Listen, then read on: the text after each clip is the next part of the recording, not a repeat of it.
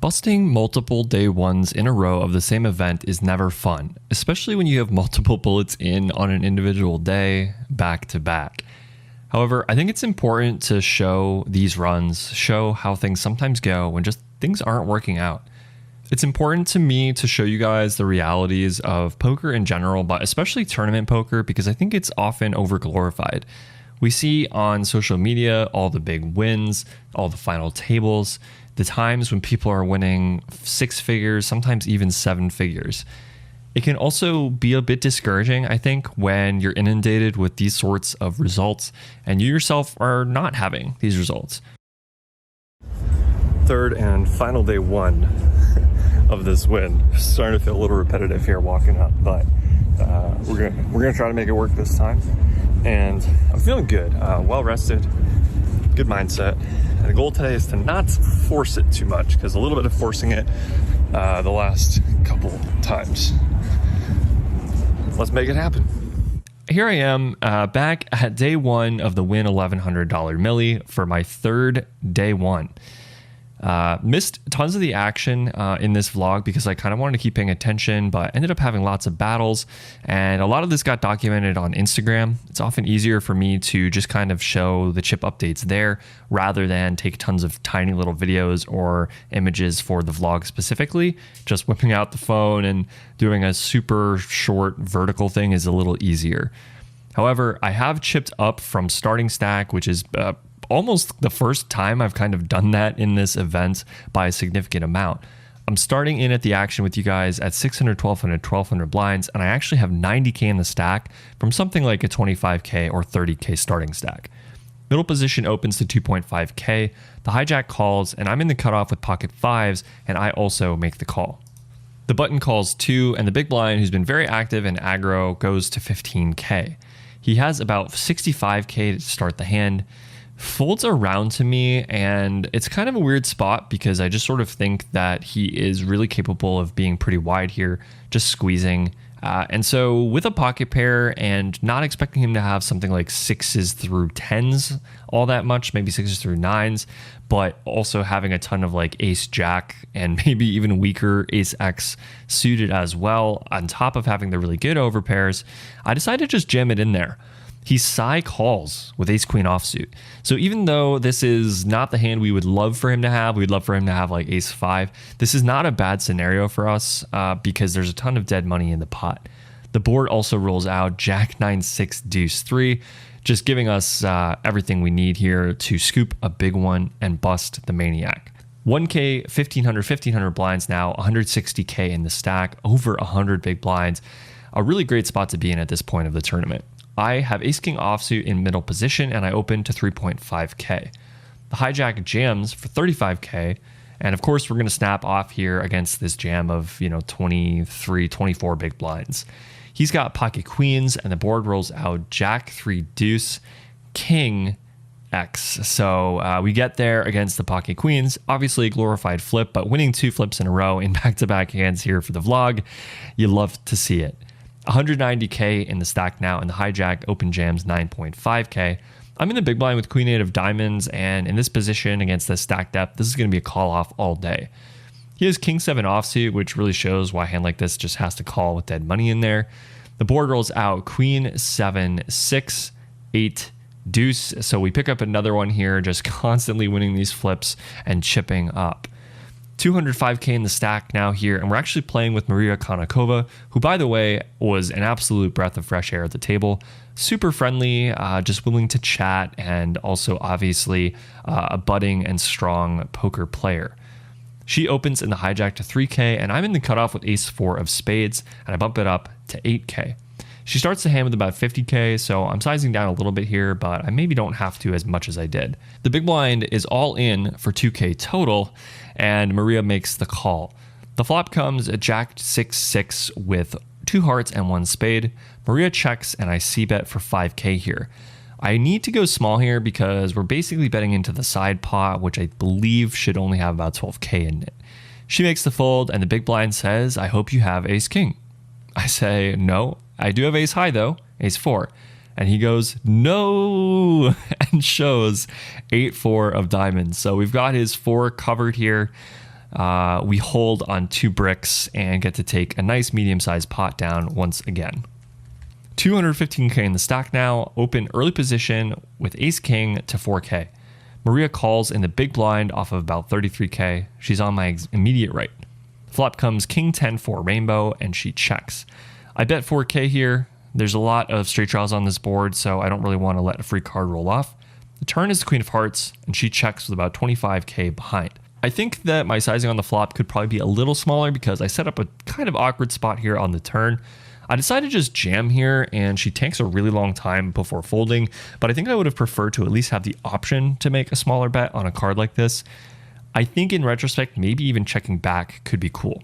I have the jack covered with a Broadway straight draw, and there's not really another bad card in the deck besides maybe a queen, a 9, or a 10, so I think the checking back here could be okay. But I just get it through and chip up once again. 220k in the stack, and this is starting to feel like the vlog of Ace King because I have it in early position and make it 4.5k. Middle position jams for 38k, big blind calls off for 34k, and I snap. Middle position has ace jack offsuit, which is great for us, and big blind has queens, which is less good for us. The board rolls out 8, 8, 4, 7, king.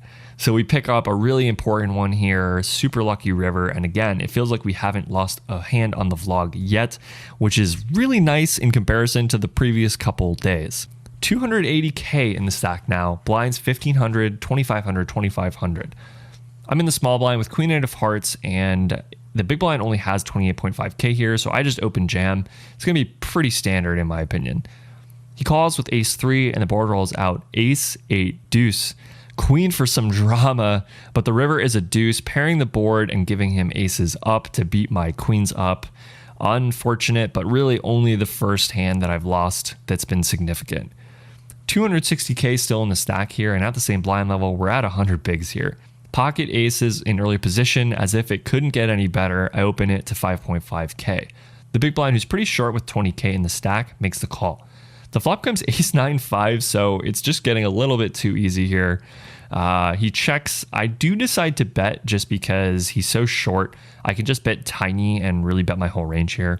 I make it 2.5k, which is a min bet, and he jams. I make the call, which is obviously super easy here. He's got the 9 8 of hearts. Turn is a 3 of hearts, actually giving him a fair bit of equity, but the river's a 10 of diamonds, so we hold and pick up another pot. 290k in the stack now. I'm in early position once again with ace jack offsuit. I make it 5.5k, and Ryan LaPlante is in the cutoff and calls off of something like 46k. The big blind calls with a 200k stack, and the flop comes ace 6 4. I see bet 6k, and LaPlante makes it 15k. The big blind folds, and I jam it in, and LaPlante snaps with ace jack. The turn and the river are irrelevant bricks, and we just get to chop this one up. However, I do manage to chip up in the meantime here, 320k in the stack now, and LaPlante open jams from early position with 25k. I'm in the small blind with the beautiful pocket kings, and the big blind has only about 50k here, so I just jam it in. Ryan has ace queen of diamonds here, and the board rolls out ace 10 9 6 5. So go figure, we need to get later in the tournament to lose our first flip, but still very healthy here on about 100 big blinds.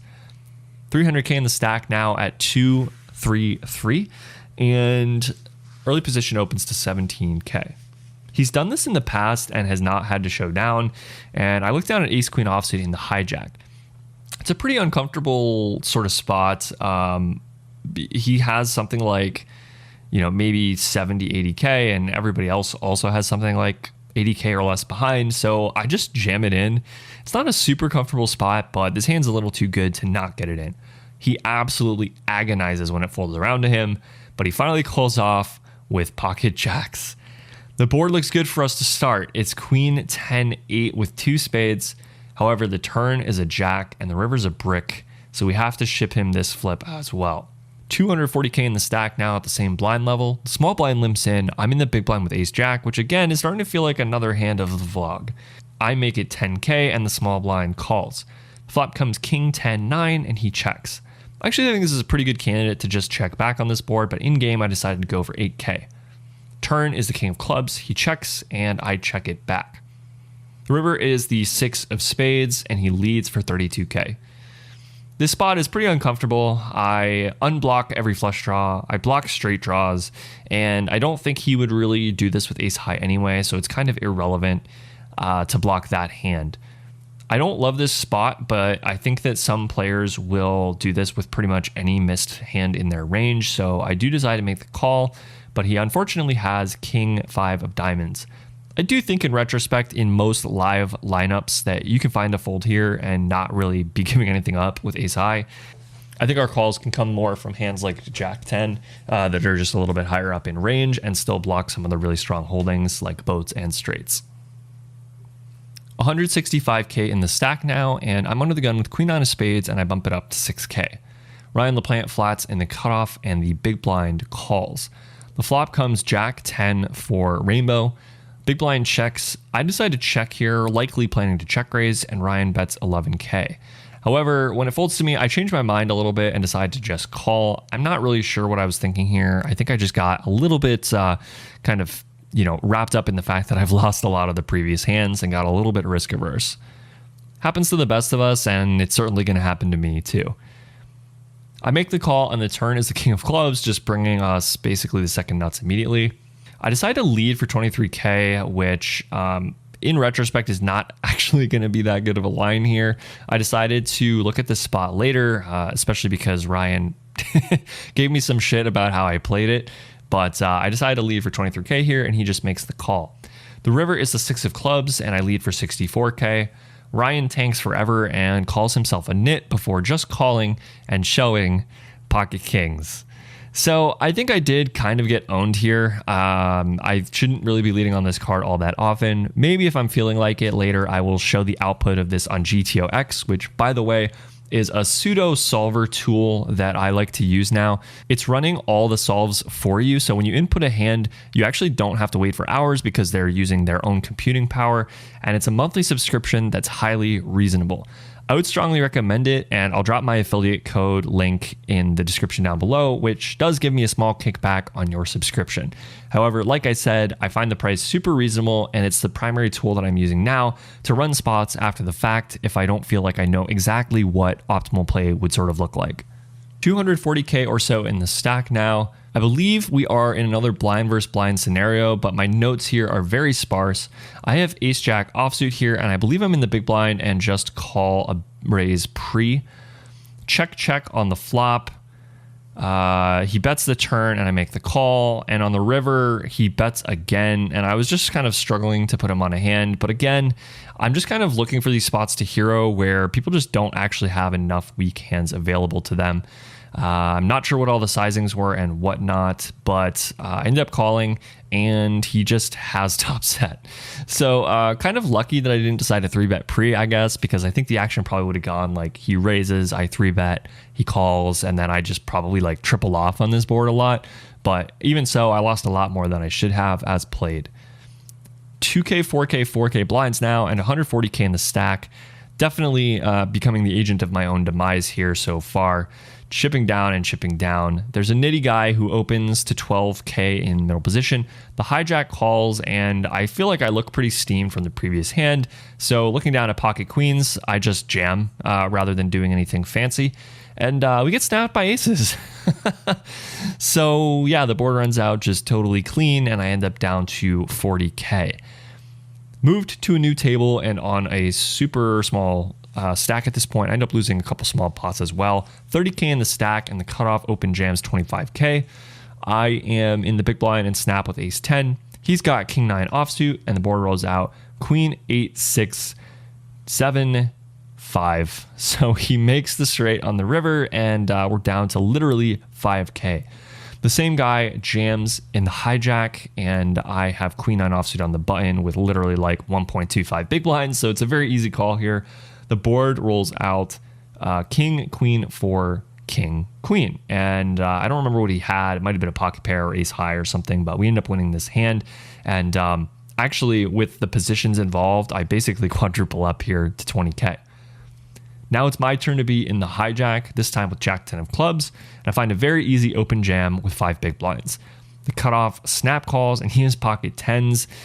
The board rolls out 9, 5 deuce, queen of spades, giving us a lot of hope, but the 6 on the river can't bring it home, and once again, we are out.